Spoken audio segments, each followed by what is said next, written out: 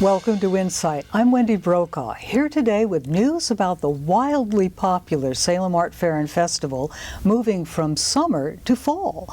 Same location, Bush Pasture Park, but now held the second full weekend in September.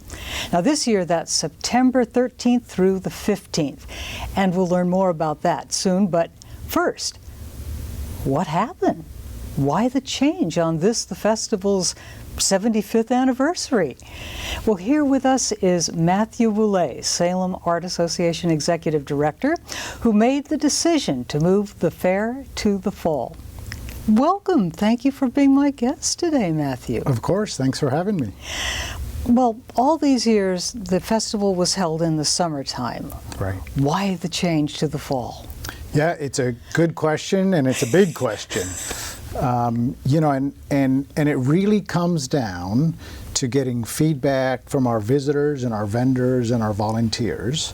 So a little bit of history. We were closed for 2 years during the pandemic. There was no art fair. And then when we reopened, we moved the footprint of the festival slightly from underneath the trees in the park to out into the pasture.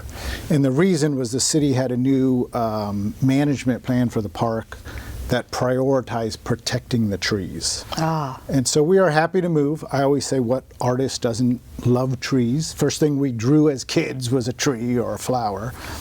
But when we moved away from the trees, we lost the shade. So there was a lot more exposure to direct sunlight.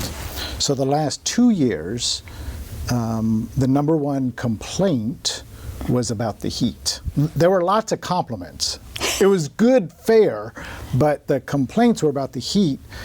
And the scary thing is that the high temperature each of those 2 years was only 83 degrees. And while you're standing in the sun at 83 degrees, that's a lot of heat. But we know from Oregon summers, Oregon summers can be in the high 80s or the 90s or even the hundreds. And so we were really concerned that future art fairs might get really too hot for folk.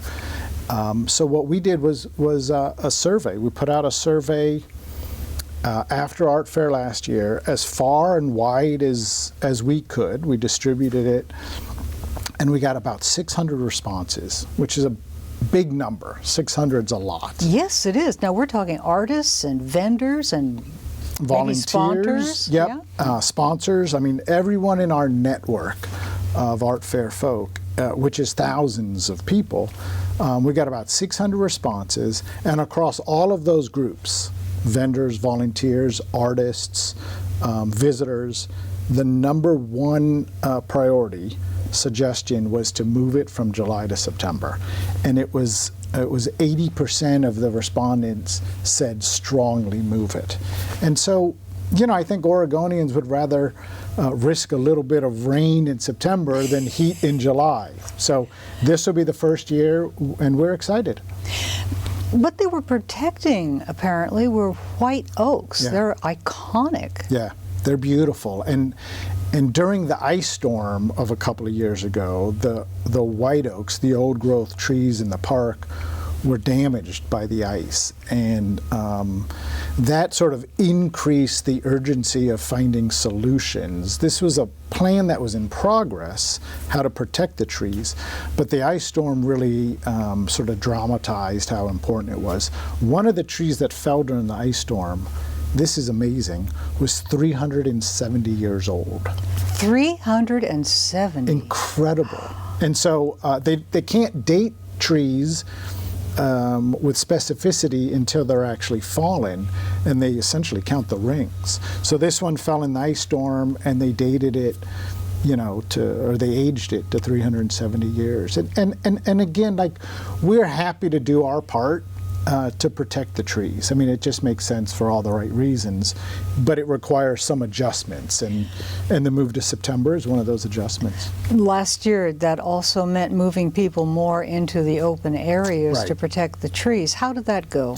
I mean, it was a essentially a mixed bag, really depended on the weather. During the morning hours, being out in the pasture was really pleasant and comfortable, and during the evening hours. But in those hot afternoon hours, it really became too much for folks. We spent a lot of effort trying to provide some protection from the heat. So we bought tens of thousands of dollars on free water. We had cooling stations with air conditioning. We had fans with misters, lots of tables, chairs, umbrellas, and all of that helps. But it's Mother Nature. She wins out in the end. Well, how long is this tree saving going to last? I mean, I think it's a permanent part of the city's approach to managing the park. And it's not just Bush Pasture Park. It's they have a plan for all of the parks, and so we're working with the city now on kind of a long-term approach to planning the fair. So it's not just year by year, but how do we think 3 or 5 or 10 years ahead so that we can stay in the park with the festival but continue to protect the trees. And are the odds favoring that? Oh, I think they are. I think, as you mentioned, this is the 75th anniversary of Art Yes. Fair, and it's always been in Bush's Pasture Park, and it feels like home. Our galleries are there, our headquarters, our offices, and so it feels like the right place to hold the fair. We just got to figure out the right way to do it so that people are comfortable and can enjoy it in good weather. Flash back to this year's event. Yeah. How have you got it arranged? Have you made any changes? Yeah, a number of changes.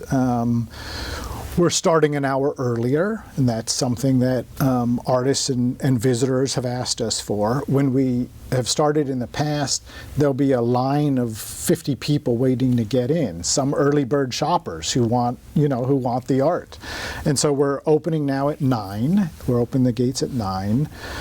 That's one big change. We have essentially one main stage for all the performers, and we can talk about the entertainers in more detail. But in years past, we had a cultural stage and a main stage. And for a bunch of reasons, it felt that everyone would have a better experience if we have one main stage. So that's a change. We have a wine court for the first time. Oh, a wine court? A wine court. We have 6 wineries coming. And really, we think the pairing of art and wine is a wonderful pairing. A few years ago, Time magazine said the Willamette Valley is the next Napa Valley, meaning there are something like 700 or 800 new vineyards over the last 10 or 15 years in the Willamette Valley. And that's a connection we really want to nurture. Have a glass of wine, walk around the fair, look at the art. That feels like something everyone can enjoy. Did you have to make any accommodations for the movement of people amidst vendors and booths and things like that? Any structural changes? Yeah, I mean, we're always... Is it going to look or feel different is what I'm really It'll asking. feel a little bit different. And for folks who came the last 2 years, they'll remember that the main stage was kind of right in the middle of the pasture, right in the middle of the field. And this year we've moved the main stage south, so it's at the southern tip of the fair, and I think that'll give a more unifying sort of experience for the event, and allow people to sort of. It's a big field, it's a big festival, so it'll allow people to sort of find their place as they navigate all of these vendors and artists. And what about this almost surround sound of music that you've talked about? Yeah, we're really excited by the music. I mean, it's 3 full days of programming. In the evenings, we have big name performers. We can talk about them. During the day, we have like Irish dancers and Scottish performers, and just a huge variety of different acts that we think will appeal to folks of all ages and of all musical interests. And the cultural community that you talk about, what is that about? Yeah, I mean, these are mostly Salem-based community groups who, in many cases, will offer dance lessons and dance classes in a cultural tradition. So the Irish, the Ceilidh, Irish dancing is one of the most popular every year. They've performed with us for years. Throughout the year, they're a group of Salem residents who dance once a month at the American Legion Hall, and so part of their performance is entertainment at Art Fair, but there's also an element of education. This is what Irish dancing is. If you want to learn more, if you want to come to a Ceilidh, if you want lessons, here's our information. So it is a community building event as much as it is entertainment. And the children's stage. Yeah. And something just for children and kids. What have you got so in we have entertainment? Yes, we have a whole children's area. And one of the best things we've done is made all of those activities free. So in years past, parents will remember, if a child wanted to make a craft or face painting, it would be 2 or 3 or 4 tickets, and each ticket, cost $1. And coming out of the pandemic, in which children had experienced so much isolation, it was hard on everybody, but I think the pandemic was particularly hard on children. Mm-hmm. We really wanted to do something special for children. So we have sponsors, MAPS Community Foundation and Mountain West, and Epping Family Foundation that have made the children's area free. And so kids can come in, they can get as many activities as they want, it's all free. There's going to be a clown, there's a performer, a series of performances. There's fiddle lessons.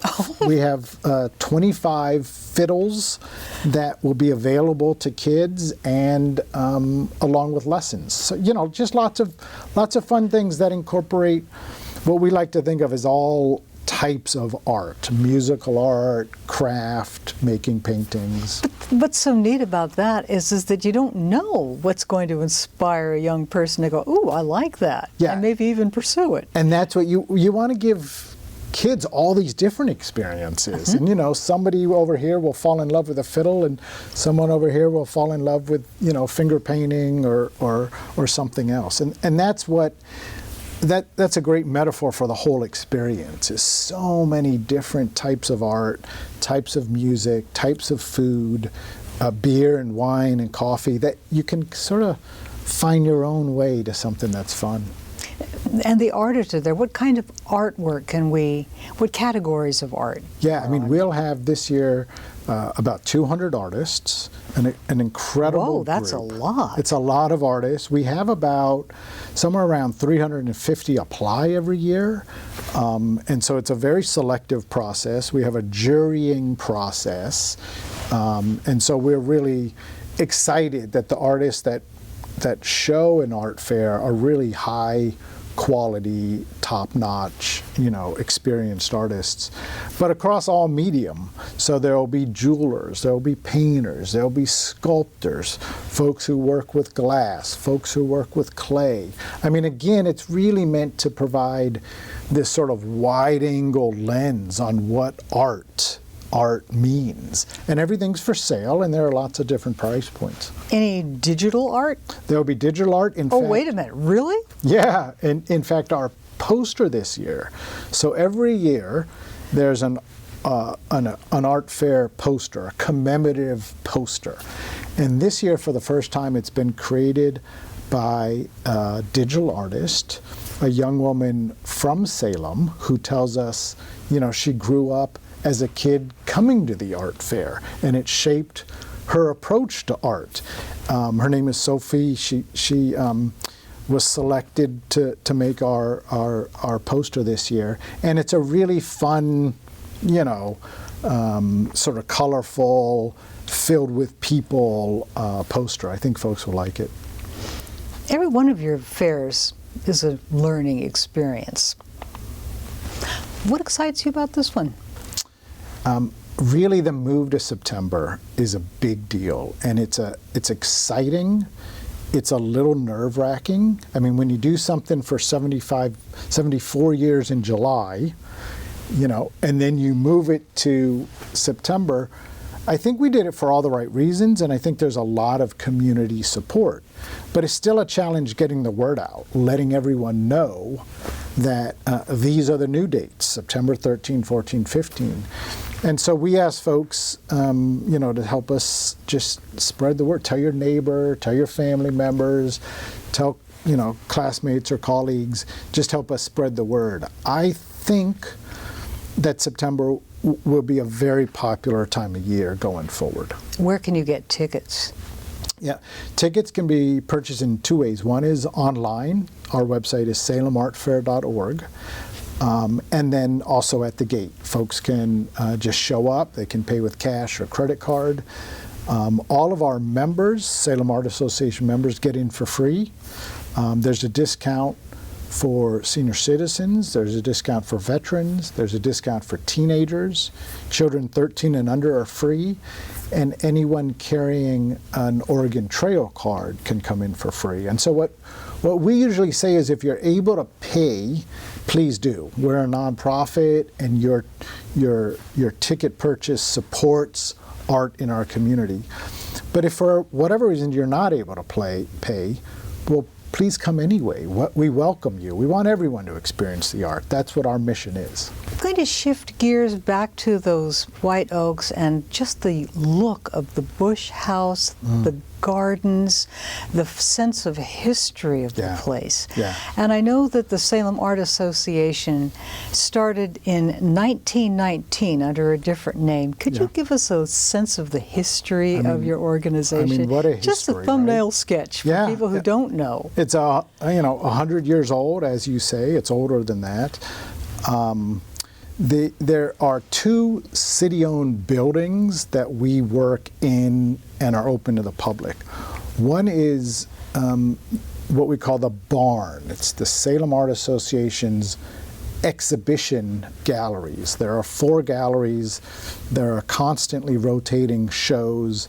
We have an incredible show opening next week about indigenous art, contemporary indigenous art from Oregon. It'll be a really wonderful show.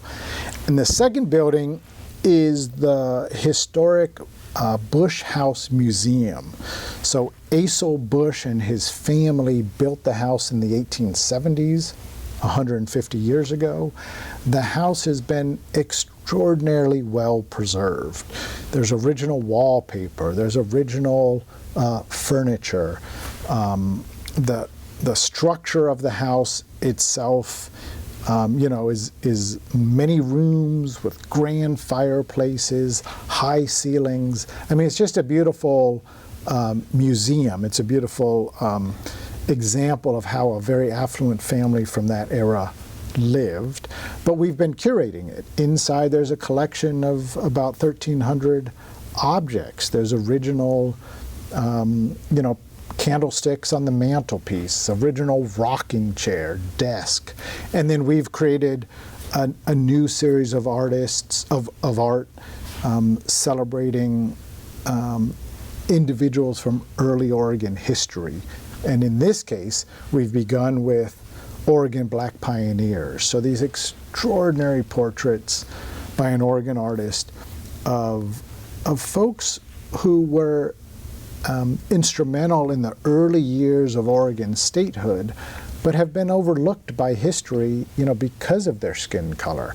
And so this is a way to reimagine the way we tell history through art, through portraits in Oregon. Black pioneers.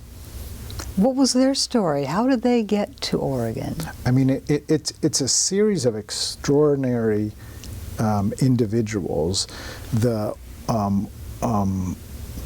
book that documents their history is called Perseverance, and it really the title captures this idea of being a Black Oregonian in the time when the state of Oregon was unfriendly to Black Americans or to Black Oregonians. And there were a series of laws that really intentionally discriminated against Blacks in the state. And so Perseverance captures these stories, you know, and many of them came on the Oregon Trail. Many came from the South in the years after the Civil War. And they were, you know, homesteaders, shopkeepers, you know, family members. I mean, they lived lives like other Oregonians. And that's what this series of portraits captures. That in a sense, their perseverance, their story is extraordinary. And in a sense, it's just part of the fabric of the American story. Very much so. You were talking earlier about the indigenous artwork. Mm-hmm. There were people here before it was Oregon, or even Oregon Territory, and remain. And they have their story to tell. Yeah, and it's part of why this upcoming show on indigenous art is so important.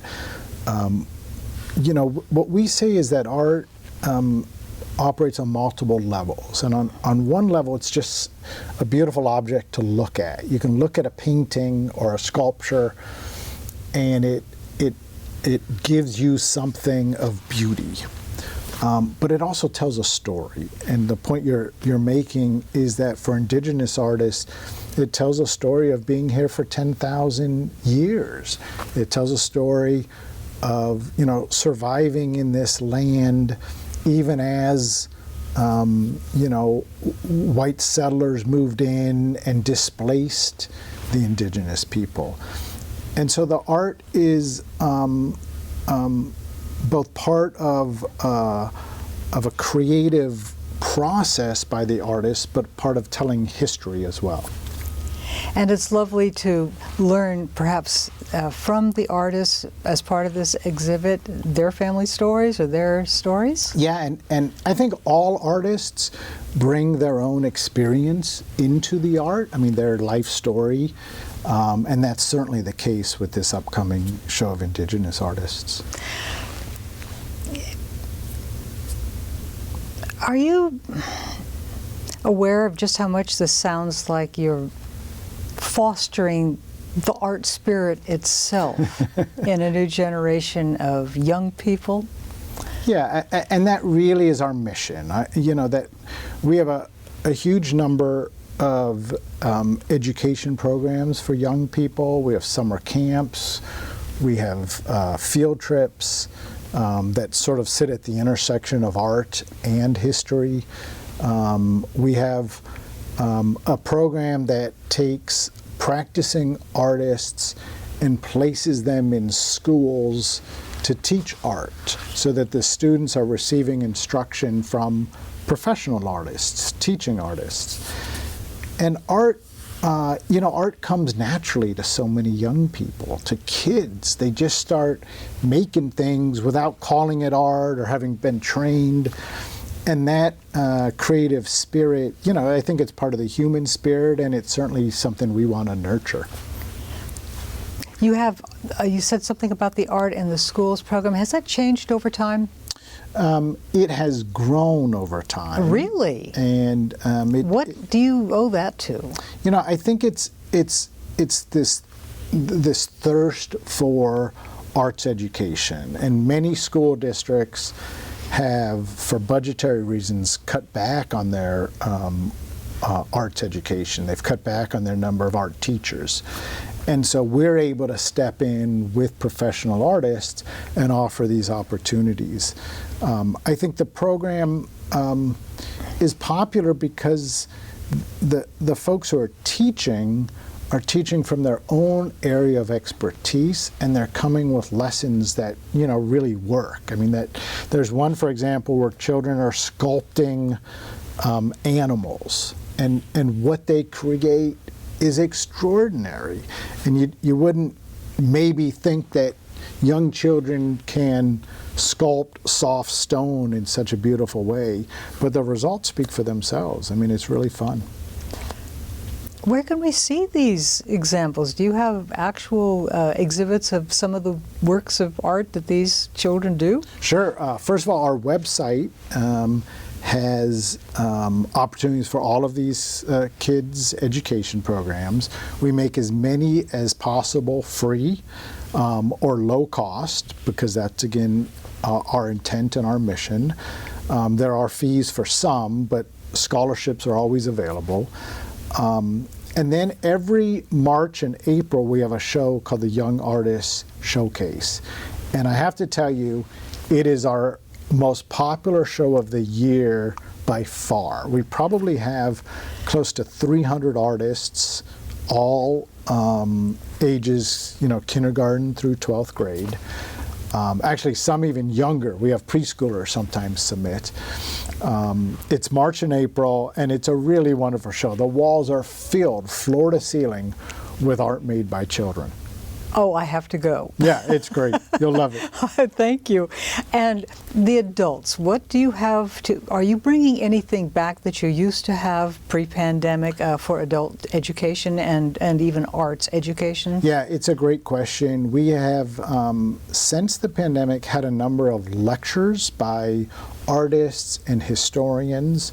We're continuing to ramp those up, which is oftentimes a way for the artist and audience members just to engage in a fairly small setting and talk about the process and the art that's been created. We're, for 2025, planning more studio classes for adults. Oh. So these would be, we hope, painting and sculpture, some pottery perhaps. There may be a jewelry making class. But again, there really is an appetite for, for art classes for adults. The art department, which is an art store downtown, offers painting and drawing classes, and they're really, very, very good. And we're hoping to sort of supplement that, offer more opportunities. Well, thank you for that. Yeah. All right. Before we close, I would love to hear a little something about the music. Who's headlining? It's a great question. Let me highlight two performing artists. On Thursday night, which is Thursday the 12th, we have, even before Art Fair begins on Friday, we have what we call an opening night celebration dinner. So that's Thursday, and we're having, for the third year in a row, this incredible singer-songwriter, Haley Lauren. She travels the world. She's from Eugene, award-winning jazz vocalist, and her songs are gorgeous. I mean, she's back for the third year in a row because every year people tell us, bring her back, bring her back.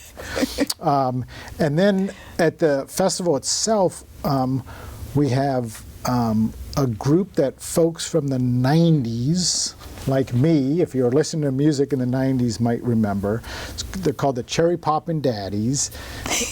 They're big band, they're swing, they're high energy, a lot of fun. And the other new thing, if I can mention it for this year, is Thursday night and Friday night, a 16-minute laser light show and drone show. So if you've never seen a drone show, you can Google it. But we're going to have 75 drones. This is to celebrate our 75th anniversary. The drones will be flown about 350, 400 feet in the air, so above the park. And drones are lit up against the nighttime sky, and they just create the most extraordinary shapes and mirages and colors in the sky. It'll be really fun. The mind races just thinking about. It's actually very wild and almost a very contemporary, almost the newest forms of art. Drones dancing in the sky. This has just been wonderful. Has this been a satisfying year for you? Do you have any sense of what the future could hold? That's a great question. It's been a wonderful year. I think, the years of the pandemic were really hard. The 2 or 3 years coming out of the pandemic were years of growth and exploration and new programming. making new connections with folks and organizations that had been lost because of the pandemic. And the move to September has sort of occupied our attention this year. So it's been a year where we think this big move to September is sort of the last big change. And going forward, it's about doing the same things better, bigger and better with more audience. And as an organization, that's a really nice place to be. The feedback we've gotten for the past couple of years has been really encouraging, really positive, and there's just more room to grow, more artists to show, more people to welcome into our galleries. So it feels good. And perhaps a hint of rain this time. At least partly cloudy. Oh, Matthew, this has been such fun talking to Thank you. you. I very much appreciate you being my guest today on InSight. What a load of insights you gave me. Thank you. Thanks for having us. And thank you for joining us today on InSight. I'm Wendy Brokaw.